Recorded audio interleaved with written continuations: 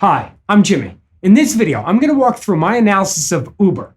Now, Uber's stock has yet to start trading on the public market. When they do, their stock ticker will be UBER. Now, since Uber stock is yet to start trading, our two main questions with this video are going to be, should we buy Uber stock when they do go public? And what do we think Uber stock is going to trade for? So let's start with some of the basics of Uber. So we can break Uber's business into three main segments: the traditional ride-hailing business, Uber Eats, and then Uber Freight. So the traditional ride-hailing business, well, that's probably the one that we've all heard of. And basically what they do is they provide essentially taxis, access to rides. They have cars, they have scooters. Basically, if you want to get from point A to point B, they can probably do it for you. And on a personal basis, I found that they can usually do it at a pretty good price. So that's been the core of their business for a few years. And then of their revenue, we can see that revenue has been dominated by the ride-hailing business. Then we have Uber Eats. Now, Uber Eats was launched back in 2016, and Uber says they've signed up about more than 220,000 restaurants in more than 500 cities. Uber Eats contributed just over $1.5 billion in 2018. Then their other section, well, right now they're calling it other, but that's where Uber Freight is launched. That was just launched in the middle of 2017. Now, what I like about these three lines of businesses is that they're all very complementary to each other.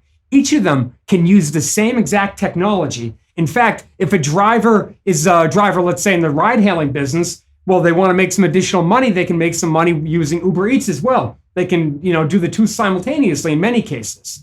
Now, customers can also jump around. And I think this is a good way that Uber is utilizing its advantages. So although the revenue is dominated by the ride-hailing business, I expect each of the three lines of business for Uber to do quite well. Now, this brings us to overall revenue. Now, revenue since 2014 has grown quite nicely. Back in 2014, Uber put up about $500 million in revenue, and that's grown rather quickly to a bit over $11 billion in 2018. And one metric that Uber's introduced is what they're calling monthly active platform consumers. Now, this is a quarterly chart of monthly active platform consumers, and we can see that just a few years ago, they had about 20 million users. Now, that number has jumped to more than 90 million users. Now, if nothing else, this speaks to Uber's growth, and that's worldwide growth. Uber recently acquired a company called Careem. Basically, Careem does what Uber does, they just do it in the Middle East, and a few other areas as well. And all this is impressive. But the negative side is that Uber is not profitable. And if people are not excited, if they're taking the bearish perspective, well, we're likely to look at the fact that they're not profitable, and that's a bad thing. It's a valid point. But if we are trying to take the bullish perspective, well, you might hear a story like this. This is a chart of revenue next to operating income over the past few years. Obviously, we can see that operating profit is negative. But I read a few different articles, bullish articles, that talked about this improvement right here. And basically, the theory is that Uber has turned a corner, and this is the early indications that profits are not too far away. Now, I also want to point out that this is operating profit, not net income. Operating profit doesn't include things like interest expense or gains or losses from currency exchanges. And since we know that they have an international exposure, becomes a thing for them. So I just wanted to point this out. So now our question is, what is Uber stock going to start trading at? And should we buy it once it does start trading?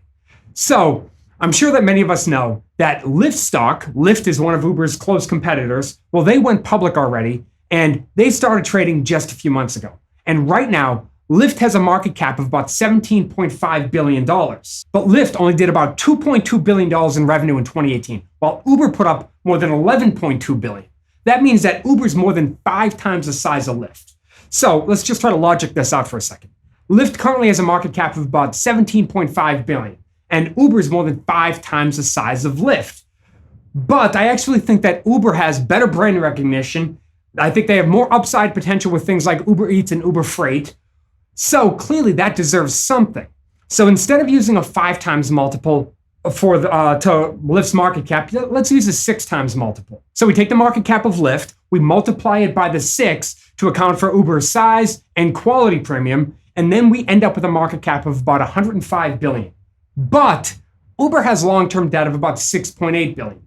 Now, typically, we would want to adjust both companies for debt before we multiply them out like we did, but Lyft doesn't have any long-term debt as of right now. So Lyft's $17.5 billion market cap is debt-free. So if we take the $6.8 billion and we subtract it from our $105 billion market cap, well, we end up with a market cap of about $98 billion. Okay, now that's logical. And that's about right in line with what Uber's been saying and what the investment bankers that are bringing the company public to have been saying. So we don't really know how that would translate. We're not 100% sure what the actual price per share is going to be because, one, we're not sure that at the end of the day, it's going to get valued the way we just calculated it or the way that Uber or investment bankers want it to be brought to the public market. But right now, according to their S-1 filing, they're saying that the stock will come public at about $44 to $50 per share. And by the way, the S-1 filing is where I end up getting a lot of my information from for this video. When I was doing my research, I start with the S-1 filing. An S-1 filing is a lot like the company's annual report, except way more in depth, and companies only have to file it when they first go public. They're super informative and super crazy long. So now the question is, should we buy Uber stock when it finally starts trading? Well, we can't do that based on the value of Uber stock since we don't know where it's going to be trading yet. But personally, I think it's usually a bad idea to invest in these types of companies when they first go public. Now, maybe that's because I prefer to see some history, some active trading history before I jump in on a stock. I think that the market helps bring more information out.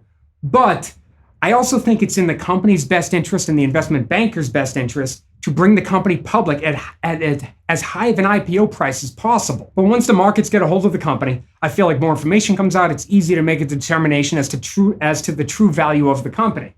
Not always, but I think generally it's true. Now, another reason is that I don't think stocks like this tend to do that well coming out of the gate. Alibaba stock, as an example, when that was first listed, within a year, it was trading below its listed price of $68 per share. Now, this chart is a bit deceiving because it jumped so quickly coming out of the gate, but they're not all that way. If we go back to Facebook's stock, well, this is their chart back in 2012 when they first went public, and almost immediately it dropped. If we switch over to Dropbox, well, Dropbox did the very same thing. They were priced up and almost immediately the stock started falling. Spotify's IPO tells a very similar story. And then we have Lyft. So many people are calling Lyft's IPO a disaster, and maybe it will be. But from what I can see, it looks very similar to other companies that have gone public. So for me, I think it makes sense to wait about a year before even looking at investing in a company that has recently gone public. Now, if you ever have the opportunity to invest in a company before it goes IPO, well, there could be a fortune to be made in that. Just ask the venture capitalists that invested in Uber. So I'm sure they're going to do quite great with this whole thing. So for me, I think it makes sense to stay away from Uber's IPO until the dust settles. Now, we're not 100% sure where Uber's stock is going to be priced at. They're saying somewhere between $44 and $50 a share. I heard that PayPal has agreed to buy $500 million worth of Uber's stock, but I haven't quite heard what price that's going to be at. That's the good thing, I think, for the bulls. Either way, what do you think? Do you think Uber stock is going to be a good buy when it first goes public? Are you going to buy some of it? Or do you think it makes more sense to wait a year or so? Let me know what you think in the comments below. If you haven't done so yet, hit the subscribe button. Thank you for sticking with me all the way to the end of the video, and I'll see you in the next video.